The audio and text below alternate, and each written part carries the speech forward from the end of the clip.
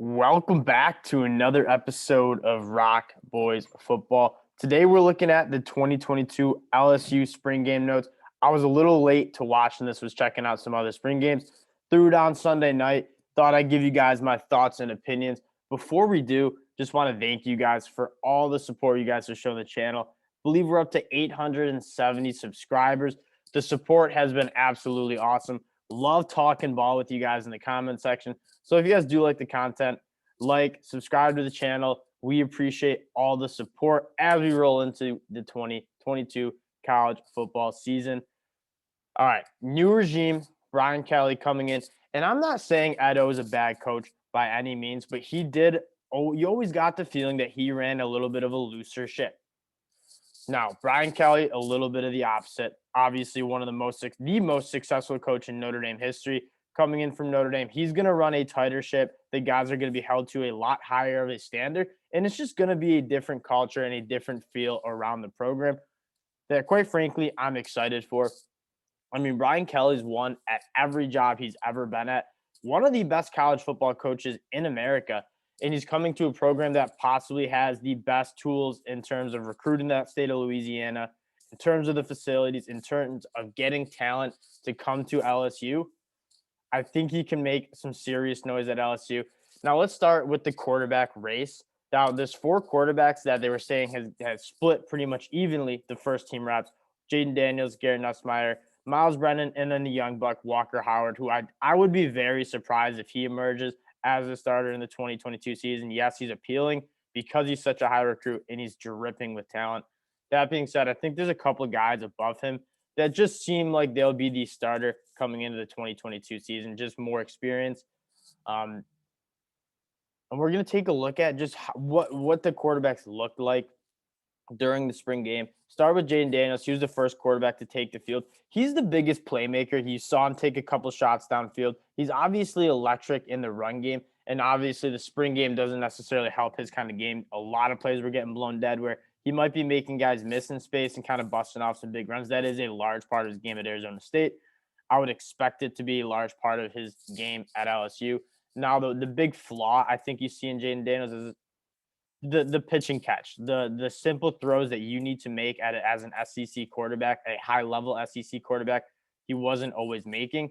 And Brian Kelly historically has liked to go with the game managers. Think about some of the quarterbacks he's had at Notre Dame: Ian Book, Jack Cohn, the last couple of guys. Those guys were nothing special, but they made the throws they needed to make, and that was partially why they were a top 10 team almost every single year he was there. Garrett Nutsmeyer, to me, looked to be the best quarterback or performed the best. I think he scored on almost every single drive he had. He looked really in command of the offense, and the ball was coming out on time. It was going where it needed to go, and it was accurate. He was much more consistent than Jaden Daniels. Again, Jaden Daniels, the largest part of his game was kind of obsolete in the spring game. Can't tackle quarterbacks. Part of Jaden Daniels, a large part of Jaden Daniels' game is running with the ball. And then you got the veteran Miles Brennan, who's similar to Garrett Nutsmeyer, is going to be kind of a game manager. He's going to he's going to get the ball out on time. He's going to be accurate. He's going to move the sticks. I personally think Jaden Daniels might be the starter, and this is because I think this offensive line is still developing, and we'll get to that later because I think the defensive line really did get the best of the offensive line. And if you do have a weaker offensive line, having a guy who can extend plays with his legs and kind of be electric out of the backfield like Jaden Daniels can bring you a lot of juice.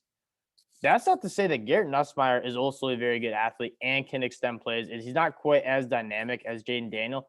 But to be honest, I think it's one of those two guys. Miles Brennan isn't one of BK's guys. He did end up coming back to LSU. I think he'll provide good depth and leadership. Hopefully they can keep him out of the portal.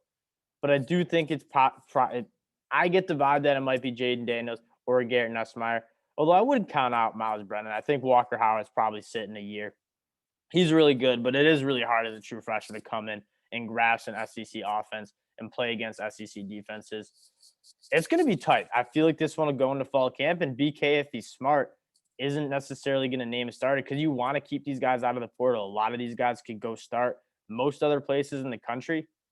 And so if you name a starter too early, you probably see one or two of the guys hit the portal, which kind of leaves you not in a good spot in terms of depth. And that's kind of a common thing we see within a lot of programs, not naming a starter, trying to keep guys out of the portal. Now, Let's go to the running backs because I think this running back room is really deep, and I was really impressed with a lot of how they were running the ball. John Emery didn't get a ton of workload. I think he's nursing an ankle injury, but he's the guy that's most talented. He was a very coveted recruit. I believe the number one running back in his class. Extremely talented dude that just hasn't necessarily stayed healthy and got his feet necessarily underneath him in this LSU offense. Excited to see if he can take the next step with maybe I wouldn't say it's going to be bad quarterback play. I think it's just you got a bunch of guys and you're not really sure who's going to play.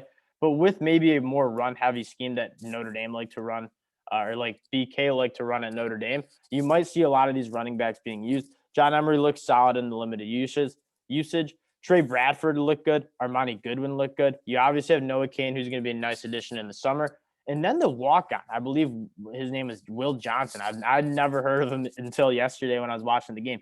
He was running like an absolute animal. I mean, he wanted all the smoke. He was battling through contact, breaking tackles, getting downhill fast. Extremely excited about him. A very deep running back room, and that's going to be the story with a lot of these position groups. They're really deep, but you're looking for a guy to emerge out of that and kind of be the stud. I personally think John Emery, this is his year. I think a lot of LSU fans are looking for John Emery to kind of have that breakout year and be the stud running back that he was kind of expected to be as a recruit. And it's a similar story in the wide receiver room. I did not think it was a great day for the wide receivers. I didn't think there was a lot of separation being created, and it just didn't seem like they were making the plays that they could have made. Couple drops. I mean, these balls were tough to make plays on, but you kind of expect at LSU where you have a really talented group of wide receivers for them to kind of make those plays. I didn't necessarily see them make those plays. I'm not saying they won't when it comes fall. You just wish they made a couple more plays. One thing, obviously, that'll help. Keyshawn Boutte going to come back for the fall.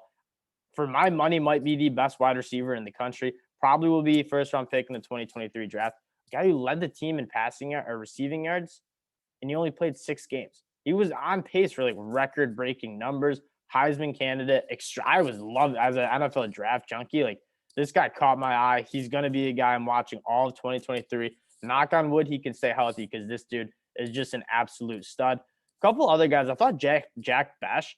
I believe he's a converted tight end. I think he'll be looking to make some plays kind of in that slot, that big wide receiver wide position.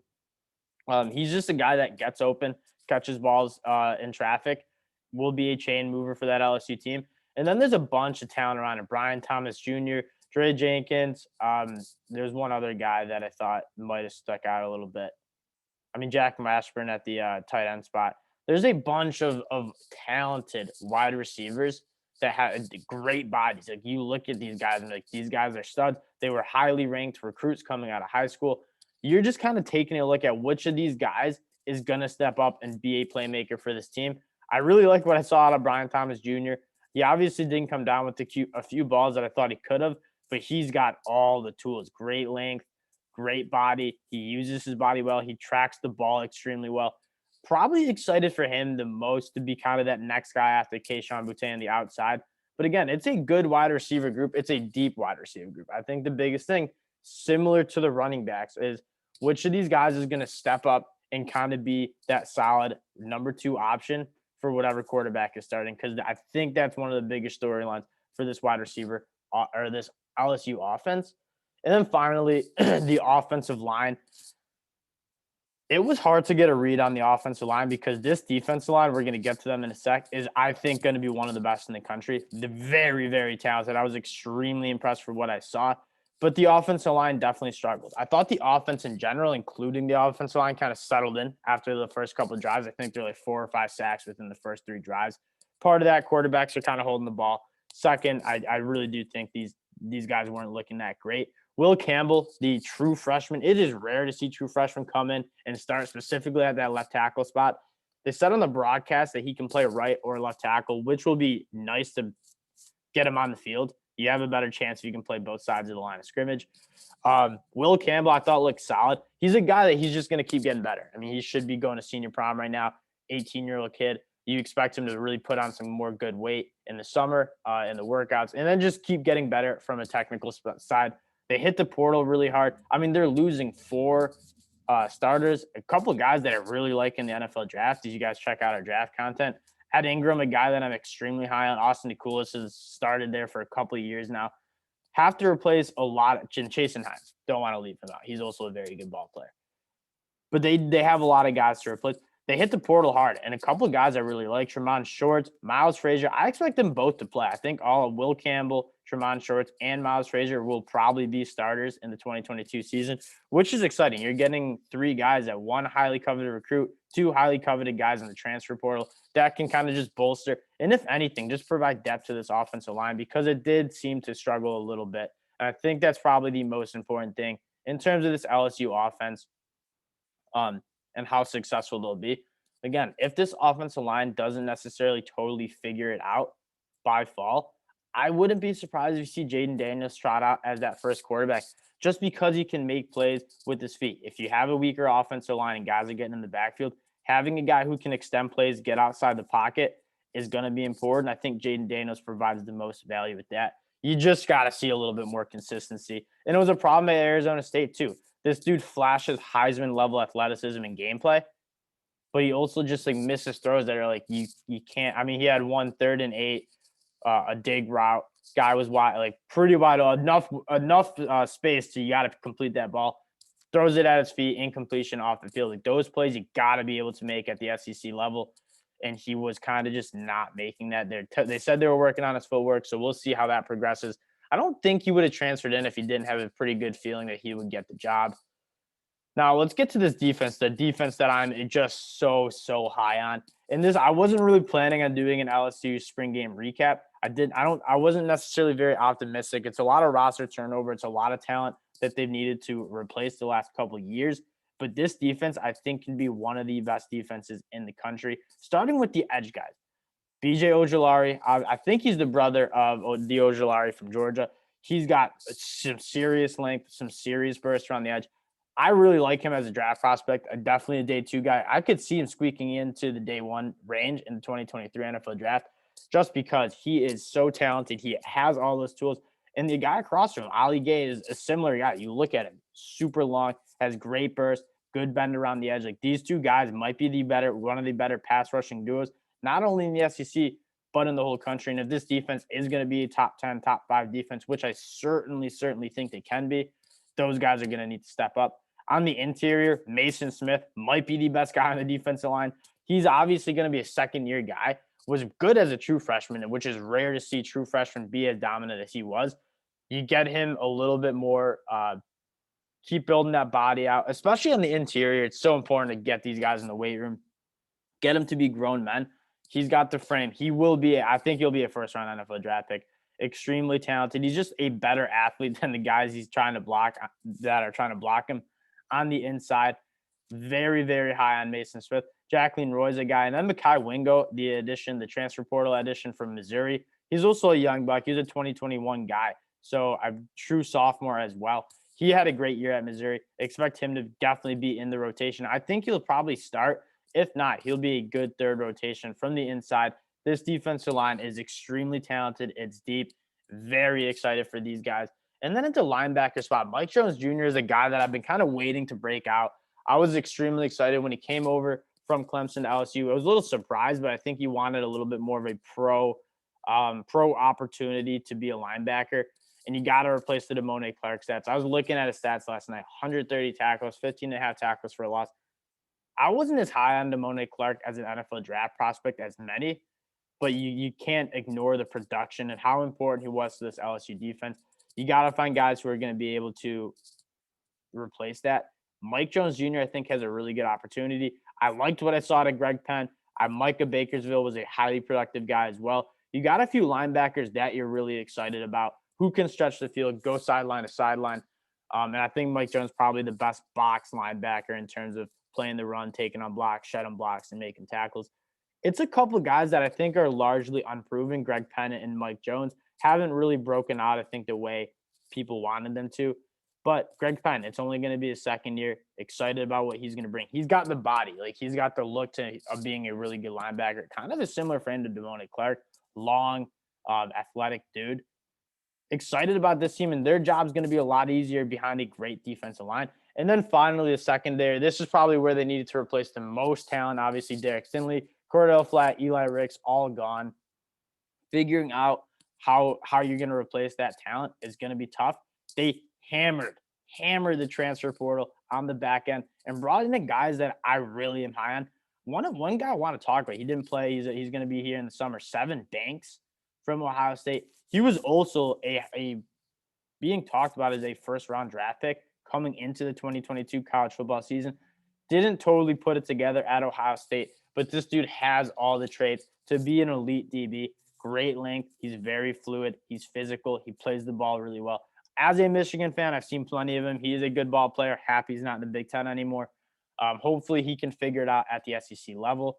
A couple other guys, Jarek Bernard, I think one of the highest transfer prospects at the 24/7 portal from Oklahoma State. He's also probably going to be a starter. I would expect it to be Sevyn Banks and Jarek Bernard. Greg Brooks, a guy I like. Joe Faucha from Arkansas, also a 4-star guy in the transfer portal. And then Jay Ward. Jay Ward, a guy that I think is going to be probably one of the only guys from the team last year who's going to be the main contributor in the back end at that safety spot. He's all over the field. He's got some phenomenal range, some phenomenal instinct. Excited about what Jay Ward – I mean, this defense at all the levels, I think linebacker you probably have the most questions about just because Damone Clark was the main contributor. But a lot of these guys in the transfer portal, they were dogs where they came from. They were really good ball players. Where they're coming from, now they're coming to LSU. It's going to be a really good defense. And I think this is how they're going to win games. I don't really see LSU being a national championship contender this year, mainly because I think there's a lot of question marks at that quarterback play. But again, you got Walker Howard coming in. I would expect Walker Howard to probably be the starter in 2023. Just not this year. I think it's kind of young. He's kind of young, kind of like JJ McCarthy at Michigan. Really, really talented guy. Maybe they can find a way to get him some snaps. But in terms of how you're set for the next couple of years, Walker Howard's got you set. And then I think this team, if they do go, I don't know, 8-4, 9-3, 10-2, if they have a good season in the SEC, I think it's going to be led by this defense. And if you're just looking for a solid first year for Brian Kelly to get some stack some wins, hopefully maybe get to that 10-win mark, keep that recruiting going because it's going to be a little bit of a transition. You're replacing a lot of coaches, but more importantly, a lot of talent. I mean, looking back at that 2019, that was, for my money, the best college football team I've ever seen. 25 years old. That's probably the best team I've ever seen. A lot of talent. I think they said only 7 guys from that roster are still on the team, which is just, it's nuts to think about. And that's why they struggled the last 2 years. It's really hard to replace all that talent. And it just kind of has gone downhill pretty quickly. Brian Kelly is the guy to turn that around. He is one of the best coaches in college football. And you're looking for just a solid first season at LSU. Get back that winning culture. And there's no doubt in my mind, you get a few years, Brian Kelly's a good recruiter. You keep bringing those top 5 recruiting classes, you'll be competing for national championships again. Again, I think it's really important for this team just to stack a couple wins, get to the 9-10 win mark, get that winning culture back, and then really make a move. But this team is going to win games based on their smothering defense. This defense is really, really special, especially up front on that defensive line. Excited for the LSU Tigers coming into the 2022 season. We're going to be doing a summer recap. So if you guys do like the content, go subscribe to the channel. We'll be getting into the film of what we saw more sophisticatedly during the summer, kind of doing our summer scouting, looking for some draft prospects, looking for what teams are going to break out. And again, we appreciate all the support you guys are showing the channel. Thank you for checking out the LSU spring game recap. And we'll talk to y'all later. NFL draft week. Let's get it. Peace.